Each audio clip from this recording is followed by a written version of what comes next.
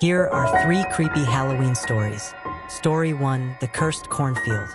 Lucy and Jake sat on the porch, the air thick with the scent of autumn. The town was abuzz with preparations for the annual harvest festival. Lucy, however, was more interested in the legend of the cursed cornfield.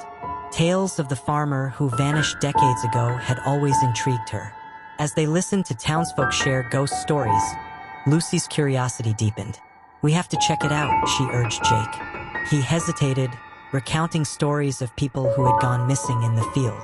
But Lucy's excitement was infectious, and finally he agreed. That night, armed with flashlights and a sense of adventure, they made their way to the cornfield. As they crossed into the rows of towering stalks, a chill ran down Lucy's spine.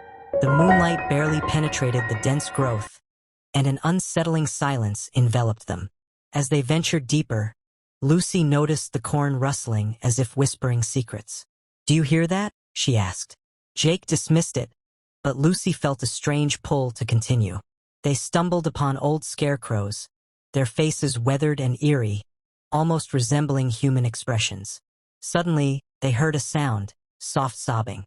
They followed the noise until they reached a small clearing. In the center stood a weathered wooden sign that read, "Do not enter." Underneath it lay a tattered doll, its porcelain face cracked and haunted. Jake urged Lucy to leave, but she was transfixed.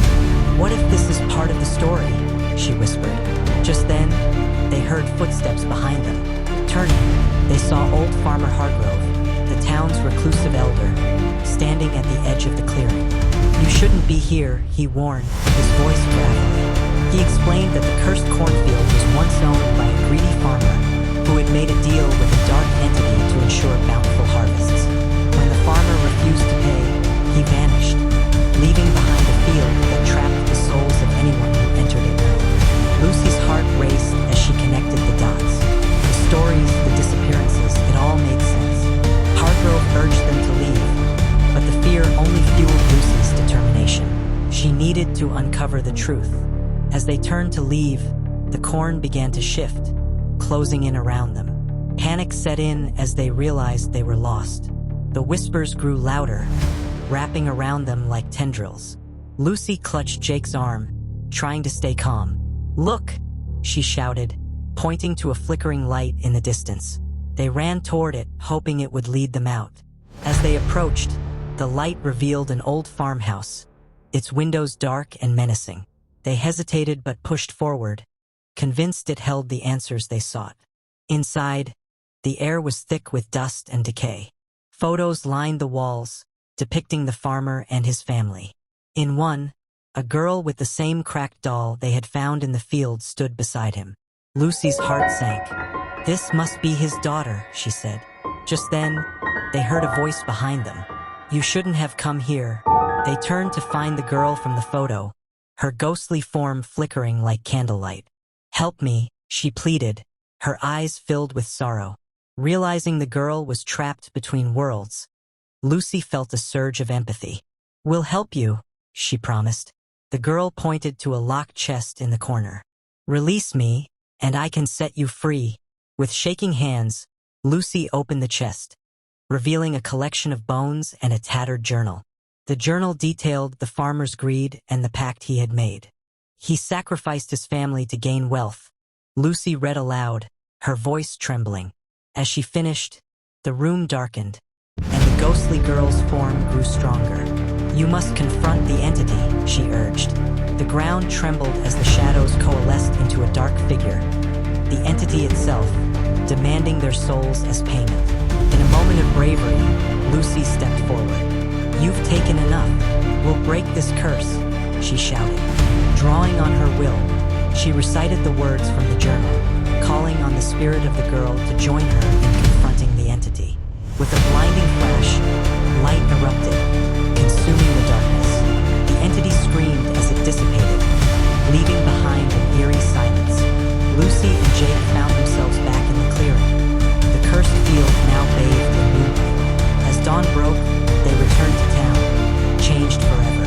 The curse was lifted, but Lucy knew the field would always hold its secrets. Yet she felt a sense of closure, knowing the girl was Story 2. The Midnight Carnival. A mysterious carnival that appears overnight on the outskirts of a small town. Characters: Mia, a thrill seeker who loves carnivals and the excitement they bring. Eli, Mia's younger brother, who is cautious and skeptical. The ringmaster, a charismatic yet sinister figure who controls the carnival. Mia and Eli stumbled upon the carnival as they walked home from a friend's house. The vibrant lights and joyful music were enticing, but Eli hesitated.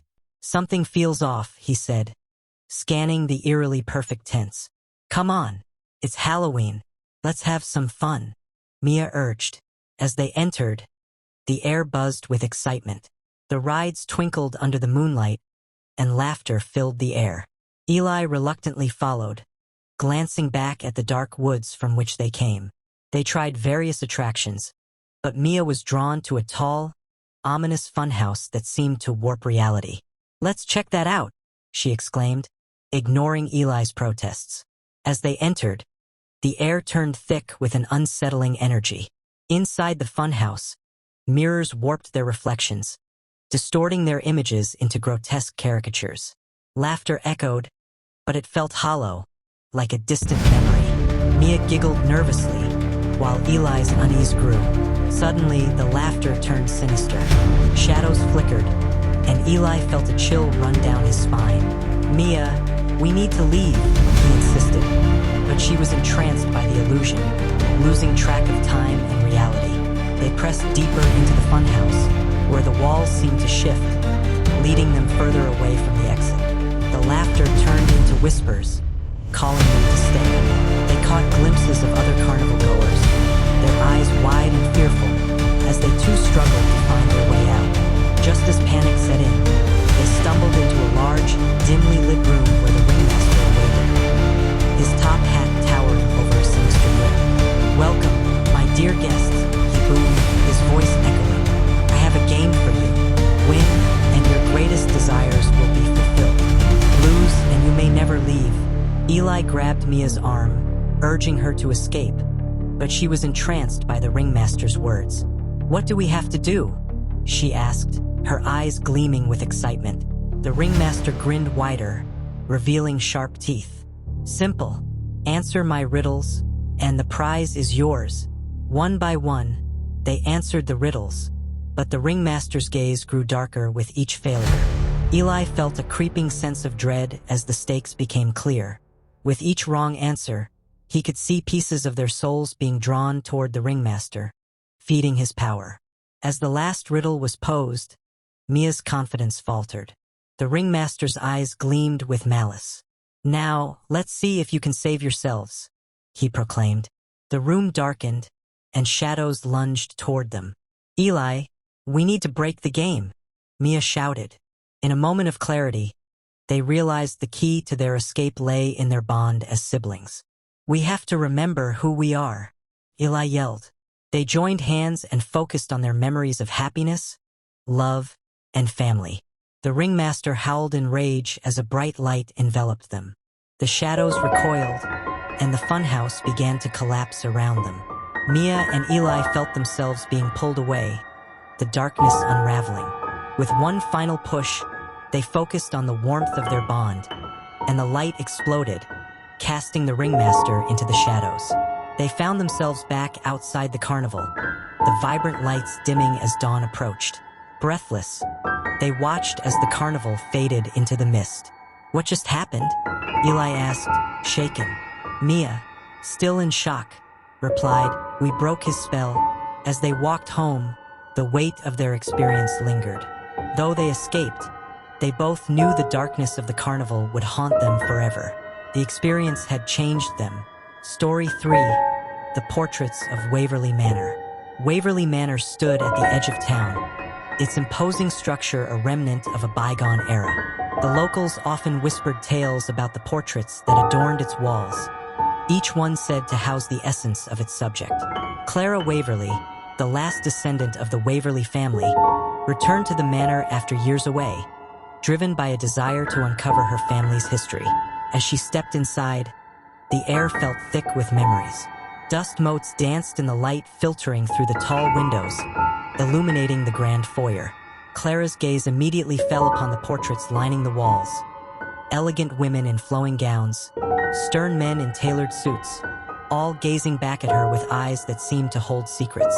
Among them, one portrait captured her attention. A woman named Evelyn Waverley. Evelyn was strikingly beautiful, her dark hair cascading over her shoulders, her gaze both haunting and inviting. Clara felt a strange connection to her, as if Evelyn were calling out to her across the years. That night, the storm rolled in, rattling the windows and sending a chill through the manor. As Clara lay in bed, she couldn't shake the feeling that she was not alone. A soft whisper echoed in her mind. "Find me?" Heart racing, she dismissed it as her imagination, but she knew she had to learn more about Evelyn. The following morning, Clara explored the library, searching for clues about her ancestor.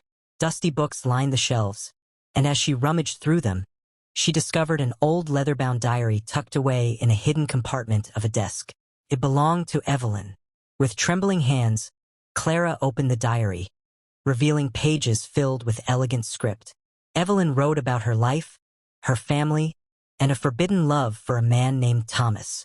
The entries were filled with passion and despair, detailing secret meetings and dreams of a life together. Dreams shattered by her family's disapproval. Clara's heart ached as she read about Evelyn's struggles.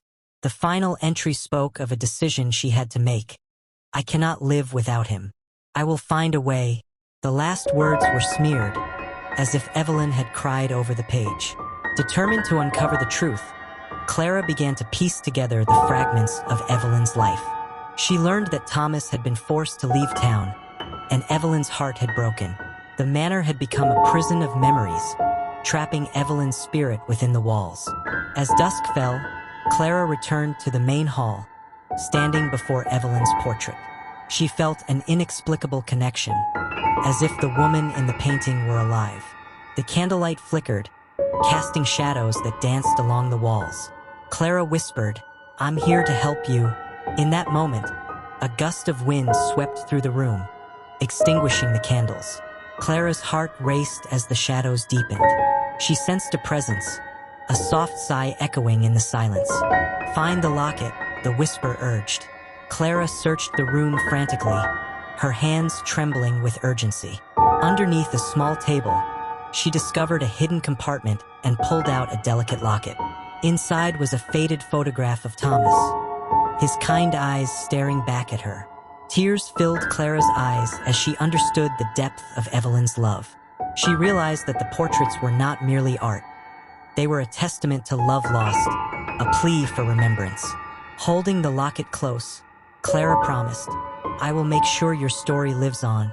With renewed purpose, Clara decided to turn Waverley Manor into a museum dedicated to her family's history. She meticulously restored the portraits, researched the stories behind each one, and invited the townsfolk to visit. The once lonely manor became a hub of activity, drawing in visitors eager to learn about the past. Evelyn's story resonated with many, inspiring others to share their own tales of love and loss. Clara often found herself standing before Evelyn's portrait, feeling a sense of peace wash over her. The whispers had quieted, replaced by the laughter and conversations of visitors. Years later, as Clara looked out at the bustling crowd in the manor, she felt a sense of fulfillment. The portraits had come alive, not just as paintings but as living narratives. And Evelyn, once trapped in sorrow, had finally found her voice through Clara's efforts. Waverley Manor transformed from a haunted relic into a vibrant space, where stories of the past intertwined with the present. Clara smiled, knowing she had honored her ancestors' legacy, ensuring that the love and heartache captured in those portraits would never be forgotten.